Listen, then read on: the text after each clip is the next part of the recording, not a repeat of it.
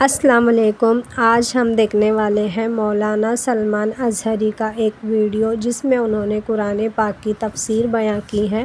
آپ بھی اس ویڈیو کو پورا ضرور دیکھیں۔ آپ کو ویڈیو کیسا لگا کمنٹ کر کے ضرور بتائیں۔ آج کل میرا چینل تھوڑا ڈاؤن چل رہا ہے تو پلیز میرے چینل کو لائک شیئر سبسکرائب ضرور سے کر دینا۔ آئیے ویڈیو شروع کرتے ہیں۔ قرآن پاک علاج بھی ہے، شفا بھی ہے، دوا بھی ہے، رزق بھی ہے، رحمت بھی ہے۔ عزیزان گرامی، میرے آقا صلی اللہ تعالیٰ علیہ وسلم نے فرمایا، احادیث کے چند جملے میں آپ کے سامنے رکھ دوں۔ رسول پاک صلی اللہ تعالیٰ علیہ وسلم فرماتے ہیں کہ جو قرآن گھر میں تلاوت کرتا ہے اس کے لیے ایک فرشتہ ہے جس کا نام سکینہ ہے۔ حضرت اسید بن حضیر رضی اللہ تعالیٰ عنہ ایک صحابی ہیں، وہ رات میں تلاوت کر رہے تھے، اچانک بادل کا ایک ٹکڑا نیچے آ گیا۔ بادل کا ٹکڑا کبھی نیچے آپ نے دیکھا نہیں ہوگا، اس میں کیا ہوتا ہے معلوم ہے؟ جیسے فریج کھولنے کے بعد بہت تیز شبنم جیسی ٹھنڈک رہتی ہے، اس طرح بادلوں کو کچھ جمی ہوئے پانی اور برف جیسی چیزیں گھیری ہوئی رہتی ہے۔ ایک ٹکڑا ان کے اوپر آ گیا۔ حضرت اسید ڈر گئے، ان کا گھوڑا ہنہنانے لگا تو تیزی سے اچھل کود کرنے لگا، اور وہ قرآن پڑھ رہے تھے اسے، اور انہوں نے قرآن چھوڑ دیا اور صبح حضور اکرم صلی اللہ علیہ وسلم کے دربار میں آئے، کہا یا رسول اللہ صلی اللہ علیہ وسلم مجھے ڈر لگ رہا ہے، رات کو میں چھت پر بیٹھ کر قرآن پڑھ رہا تھا، صرف میری بیوی ہے اور میرے گھر میں ایک گھوڑا ہے، ہم مجھے ڈر یہ لگا کہ آسمان سے کچھ برس جائے گا اور میں ہلاک ہو جاؤں گا۔ بادل کا ٹکڑا یہاں تک آ گیا تھا، سر تک آ گیا تھا، اور میرا گھوڑا بھی دیکھ کر کے ہنہنانے لگا، اچھل کود کرنے لگا، یہ کیا معاملہ ہے؟ اللہ کے حبیب صلی اللہ تعالیٰ علیہ وسلم نے فرمایا، مسکرایا، کہا اسے تلاوت چھوڑ کیوں دیا؟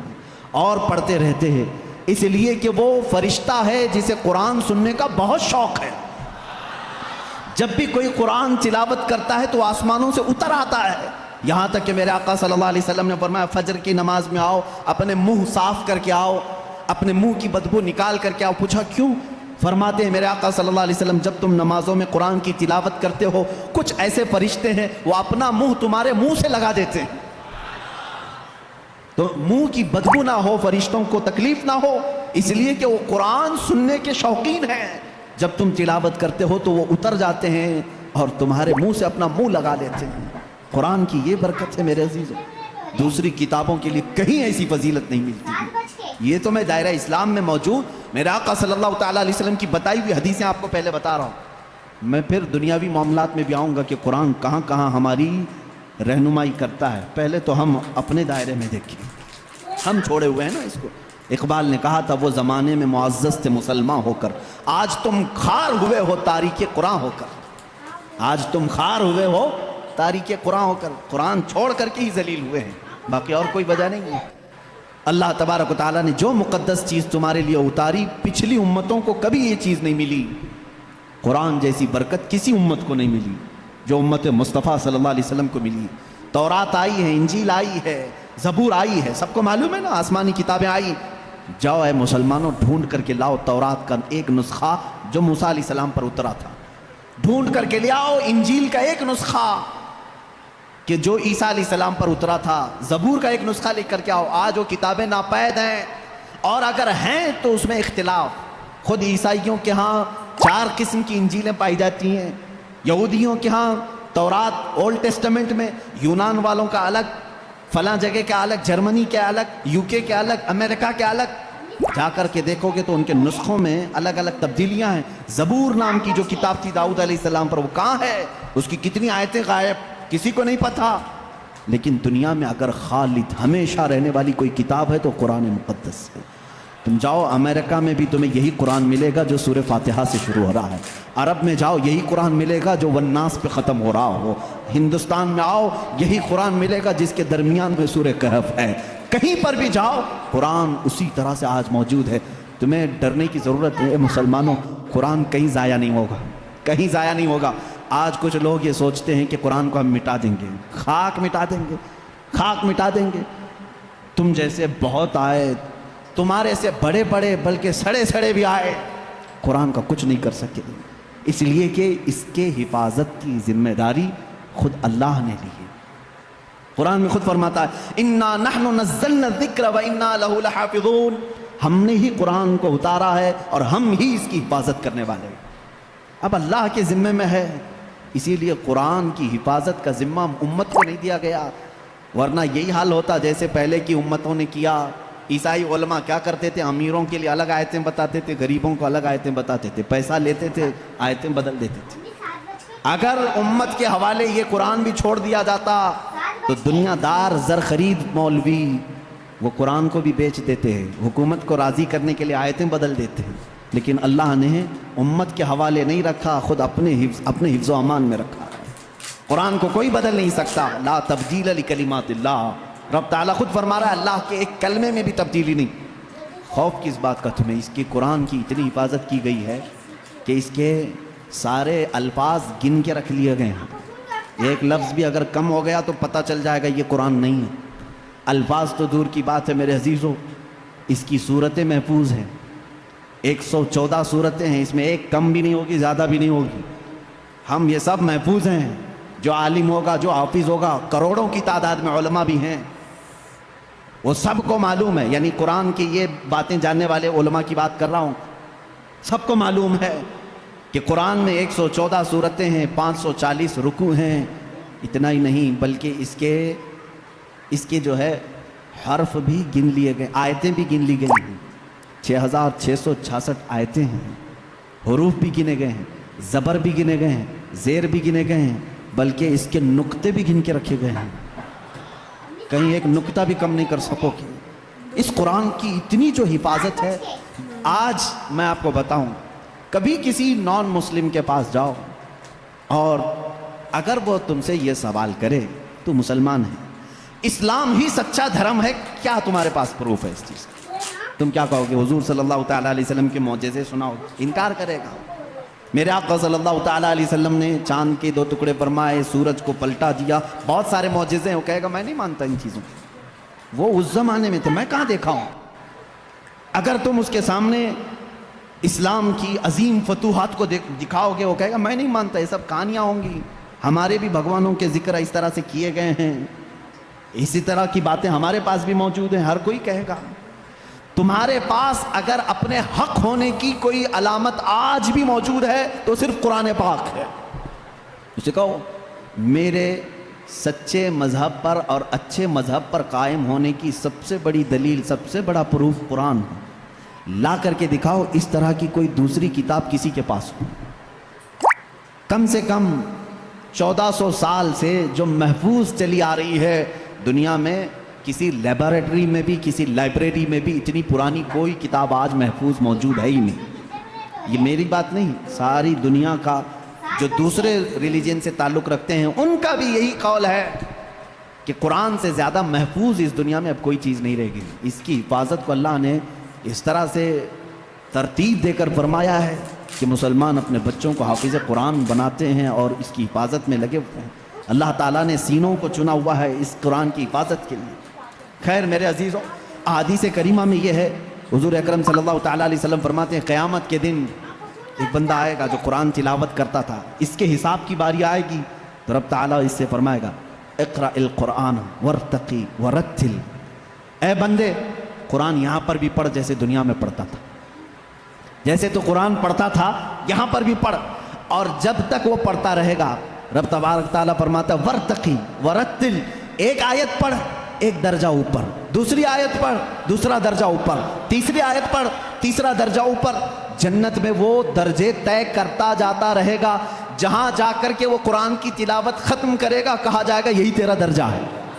میرے آقا صلی اللہ تعالیٰ علیہ وسلم سے پوچھا گیا کہ کیا یہ قرآن جب تک وہ تلاوت کرتا رہے گا اس کے درجے بلند ہوتے رہیں گے؟ حضور اکرم صلی اللہ علیہ وسلم کی حدیث میں ہاں میں نے جنت میں دیکھا ہے قرآن کی تلاوت کرنے والوں سے اوپر کسی کا درجہ آیا ہی نہیں، کیونکہ یہ تلاوت کرتے کرتے، کیونکہ جو کچھ بھی جنت حاصل کرنے کا آپشن ہے نا وہ دنیا میں ہی تو ہے۔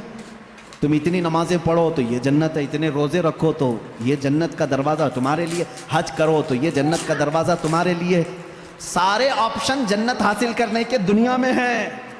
یہ دارالعمل ہے، مرنے کے بعد عمل ختم ہو جائے گا، لیکن قیامت میں صرف ایک عمل ہے جس کو پھر رب تعالیٰ ریپیٹ کروائے گا۔ وہاں نہیں کہا جائے گا نماز پھر سے پڑھ کے دکھا، حج کر کے دکھا، روزہ رکھ کے دکھا، ختم ہو گئے اعمال، لیکن قرآن پڑھنے والے کو کہا جائے گا اب بھی چاہتا ہے تو پڑھ اور اوپر چل جا، اور بڑھتا جا تو جس کو قرآن آتا ہوگا وہ پڑھتا جائے گا اور درجے طے کرتا جائے گا۔ یہ فضیلتیں میرے آقا صلی اللہ تعالیٰ علیہ وسلم نے سنائی، اور یہ جو حدیثیں میں ذکر کر رہا ہوں متفق علیہ اور صحیح احادیث آپ کے سامنے ذکر کر رہا ہوں۔ یہاں تک کہ حضور اکرم صلی اللہ تعالیٰ علیہ وسلم کی ایک حدیث ہے، قیامت کے دن وہ بچے جنہوں نے قرآن کو اپنے سینے میں رکھا تھا وہ بلائے جائیں گے، اللہ کا کلام یاد کیا، تو جب وہ آئیں گے تو رب تبارک و تعالیٰ ان بچوں کو بعد میں فرمائے گا ان کے والدین کے سر پر پہلے تاج رکھا جائے۔ البس والداہ تاجن یوم القیامت، رسول کریم صلی اللہ علیہ وسلم فرماتے ہیں قیامت کے دن ایسا تاج پہنایا جائے گا جس سے سورج کی روشنی بھی پھیکی پڑے۔ اہل محشر پوچھیں گے یہ کیا نبی ہیں، یہ صدیق ہیں، یہ کون ہیں؟ تو فرشتے کہیں گے نہ یہ نبی ہیں، نہ صدیق ہیں، نہ شہداء ہیں، بلکہ صرف ایک حافظ قرآن کے ماں باپ ہیں، صرف ایک حافظ قرآن کے ماں باپ ہیں۔ جب ماں باپ کو تاج پہنایا جا رہا ہے تو جس کے سینے میں قرآن تھا اس کو کیا کیا جائے گا؟ رب تعالیٰ اس کے لیے فرماتا ہے، میرے آقا صلی اللہ علیہ وسلم نے فرمایا اس حافظ قرآن کو بلایا جائے گا اور اس سے کہا جائے گا ایسے 10 لوگ تیرے خاندان کے جن پر دوزخ میں جانا واجب ہو گیا، ان کا ہاتھ پکڑ، صرف اس کی برکت سے میں ان کی جہنم کی سزا کو معاف کر کے تیرے ساتھ جنت عطا کروں گا۔ اس کی سفارش قبول کی جائے گی۔ لیکن یاد رکھیں میرے عزیزو، حافظ قرآن کی آیات پر عمل کرتا ہو، اس کا ادب بھی کریں، احترام بھی کریں۔ آج زمانے میں حفاظ قرآن کے ساتھ بہت ہی برے سلوک دیکھنے کو ملتے ہیں۔ یاد رکھنا قیامت کے دن وہ اس عذاب میں مبتلا ہوں گے جو قرآن کی بے حرمتی کرنے والے کا عذاب ہوگا، کیونکہ وہ حافظ قرآن کی بے ادبی کرتے ہیں۔ ہمارے بزرگان دین جو سلف صالحین ہیں، میں نے پڑھا بھی ہے، بزرگان دین کا طریقہ تو یہ ہوتا تھا کہ اگر کوئی حافظ قرآن زمین پر بیٹھا ہے تو وہ کبھی اوپر نہیں بیٹھتے تھے۔ ہاں، اگر وہ خود حافظ قرآن ہیں تو پھر دونوں کے معاملات ایک طرح کے ہیں، لیکن کوئی حافظ قرآن نہیں ہے اور کوئی حافظ نیچے بیٹھا ہے تو علماء بزرگان دین اس کو بے ادبی محسوس کرتے تھے۔ اللہ کا کلام سینے میں لے کر وہ نیچے ہے اور بغیر حفظ قرآن کیا ہوا اوپر بیٹھا ہے، اس کو بزرگان دین نے بے ادبی محسوس فرمائی۔ بہرحال قرآن ایک ایسا جامع نظام اللہ تعالیٰ نے تمہیں عطا کیا اور اس کی فضیلتیں میں نے بتائی۔ اور سب سے بڑی بات کیا ہے معلوم ہے؟ قرآن اللہ نے اتارا، آیتیں ساری چیزیں میرے آقا صلی اللہ علیہ وسلم پر اترتی رہیں۔ اس کی پہلی آیت جو اتری اقرا بسم ربک الذی خلق، غار حرا میں، واقعہ آپ کو معلوم ہوگا۔ میرے آقا صلی اللہ تعالیٰ علیہ وسلم پہاڑ پر ایک غار ہے، آج بھی مکہ کے کنارے، غار حرا اس کو کہتے ہیں، جبل نور، وہاں پر عبادت کے لیے جایا کرتے تھے۔ جبرائیل امین ایک رات آئے اور روایات یہ بتاتی ہیں کہ وہ 17 رمضان المبارک کی رات تھی۔ آ کر کے انہوں نے حضور اکرم صلی اللہ علیہ وسلم سے صرف اتنا کہا اقرا، پڑھو۔ آپ صلی اللہ علیہ وسلم نے فرمایا ما انا بقاری، میں نہیں پڑھنے والا۔ بعض بے وقوف اس کا ترجمہ یوں کرتے ہیں مجھے پڑھنا نہیں آتا۔ حضور اکرم صلی اللہ تعالیٰ علیہ وسلم کو پڑھنا نہیں آتا۔ آپ نے جبرائیل امین نے سینے سے سینہ لگایا اور پھر کہا اقرا، کہا پڑھو۔ میرے آقا صلی اللہ علیہ وسلم نے وہی جواب دیا۔ 4 بار اس طرح سے ہوا، چوتھی مرتبہ جو ہے جبرائیل امین نے صرف اقرا نہیں کہا۔ اقرا کا مطلب کیا ہوتا ہے؟ پڑھ، یا آرڈر ہے، آرڈر پڑھ۔ لیکن جبرائیل امین نے جب یہ کہا اقرا بسم ربک الذی خلق، پڑھ اس رب کے نام سے جس نے پیدا کیا، میرے آقا صلی اللہ علیہ وسلم نے پڑھنا شروع کیا۔ میرے آقا نے مزاج یہ بتایا اپنی امت کو کہ پڑھو وہی جو رب تک تمہیں پہنچا ہے، تعلیم حاصل کرو وہی جو رب کے نام سے شروع ہو یا رب تک تمہیں پہنچائے۔ یہ آیتیں یہاں سے شروع ہوئیں اور آیتیں جو ختم ہوئی ہیں اس میں اختلاف ہے۔ بعض علماء نے لکھا ہے کہ الیوم اکملت لکم دینکم، یہ آخری آیت تھی جو حجۃ الوداع میں میرے آقا صلی اللہ علیہ وسلم جب آخری حج میں تھے نازل ہوئی۔ بعض علماء اور مفسرین نے فرمایا اذا جاء نصر اللہ والفتح، یہ سورہ پڑھتے ہوں گے نا آپ نماز میں، یہ قرآن کی سب سے آخری سورہ ہے نازل ہونے کے اعتبار سے۔ ایک بات ذہن میں رکھ لیں، نازل ہونے کی ترتیب الگ ہے اور پڑھنے کی آج ترتیب الگ ہے۔ قرآن آج جو پڑھا جاتا ہے اس کی ترتیب کیسے ہے؟ سورہ فاتحہ پہلے ہے الحمدللہ، اس کے بعد سورہ بقرہ ہے، اس کے بعد سورہ آل عمران ہے، اس کے بعد سورہ نساء ہے، اس کے بعد سورہ مائدہ ہے، اس کے بعد سورہ انعام ہے، پھر سورہ اعراف ہے۔ اس طرح سے یہ صورتیں چلی اور ختم کہاں پہ ہوئی؟ سورہ والناس، قل اعوذ برب الناس ملک الناس، پڑھتے ہیں نا، یہ آخری سورہ۔ یہ پڑھنے کی ترتیب ہے، لیکن نازل ہونے کی جو ترتیب ہے وہ الگ ہے۔ پہلے آیتیں نازل ہوئی تھی 5۔ یہ باتیں میں کیوں بتا رہا ہوں، یہ لاسٹ میں آپ کو خود سمجھ میں آ جائے گا۔ ذہن میں اتنا رکھ لینا، سب سے پہلے کون سی آیتیں نازل ہوئی؟